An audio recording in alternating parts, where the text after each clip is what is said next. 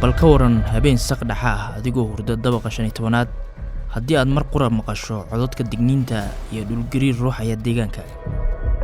arrintan waa mid ay magaalooyin badan ay alaaba la kulmaan, waxaana kol walba ka socda dadaalo lagu yareynayo saameynta dhulgariirka.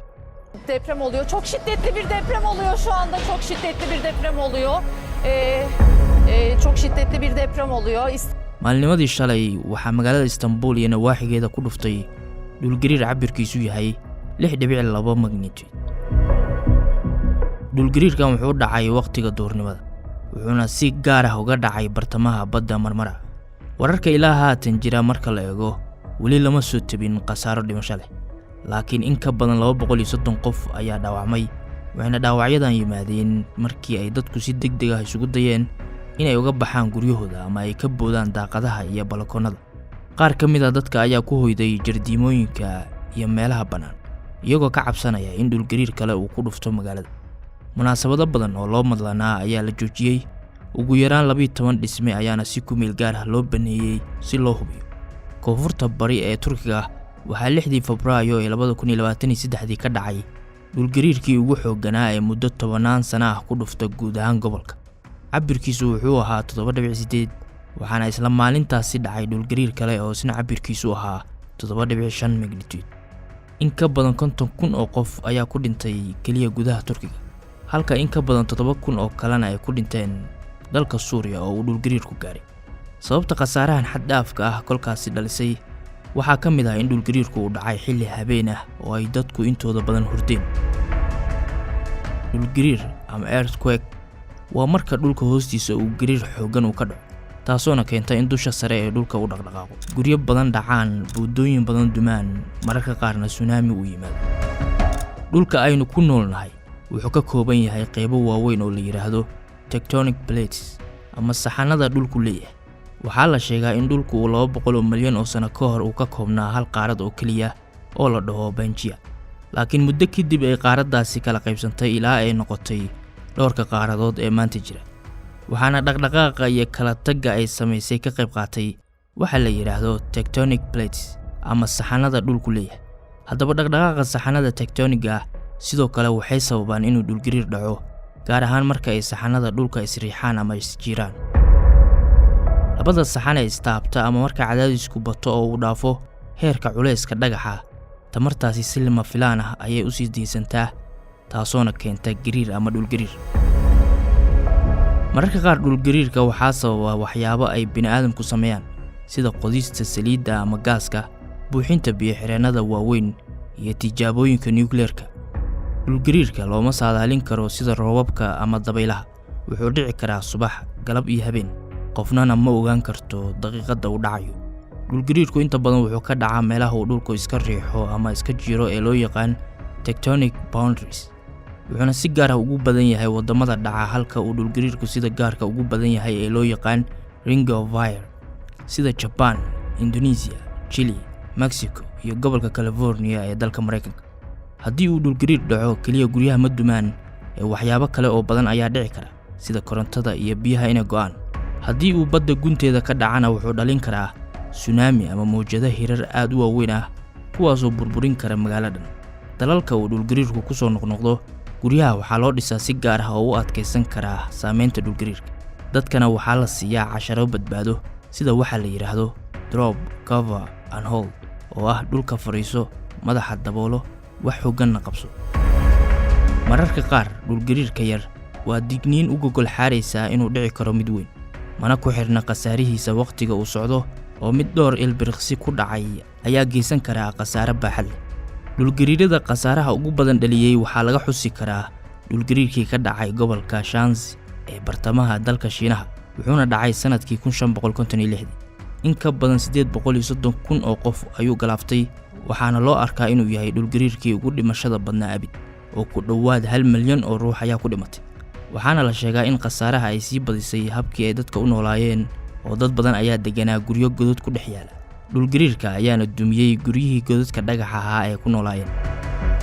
dhulgariirkii Haiti ee 2010 isna waa mid ka mid ah kuwa ugu khasaaraha badan, ku dhowaad 230,000 oo qof ayaa ku dhimatay, wuxuuna si gaar ah uga dhacay caasimadda Haiti ee Port-au-Prince. wuxuuna burburiyey dhammaan kaabayaasha nolosha.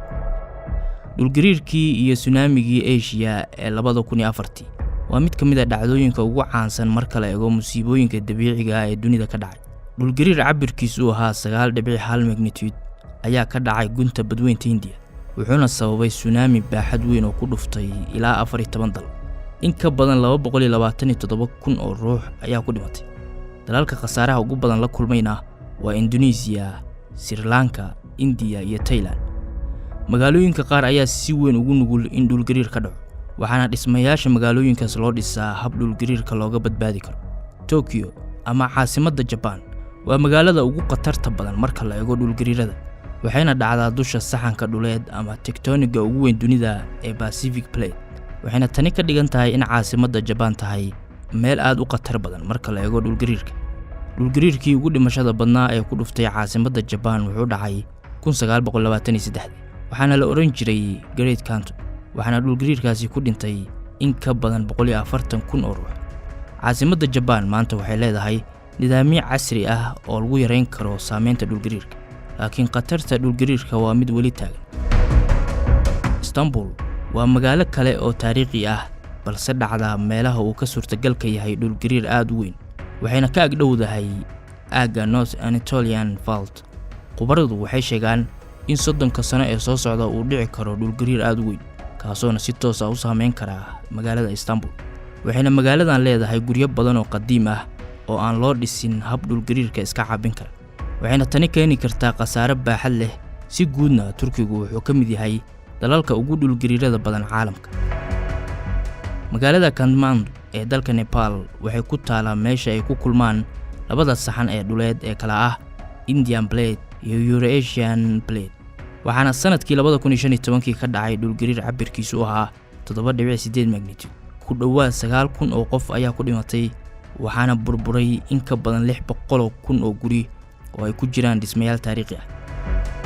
Magaalada Los Angeles ee dalka Mareykanka ee ku caanka ah Hollywoodka iyo nolosha madadaalada, waxaa hoosteeda laga helaa khatar weyn oo dad badan galaafan karta, maadaama ay dhacdo xariiqda caanka ah ee San Andreas Fault.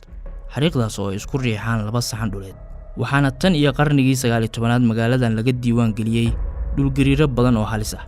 1994 waxaa magaaladan ka dhacay dhulgariir geystay khasaare maaliyadeed oo dhan $20 bilyan, halka ilaa 57 ruux ay ku dhinteen.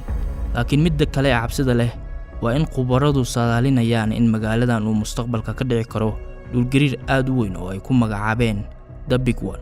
haddii uu dhacana sida ay u sheegayaan wuxuu galaafan karaa malaayiin ruux, halka uu burburin karo magaalooyin badan oo dhaca gobolka California.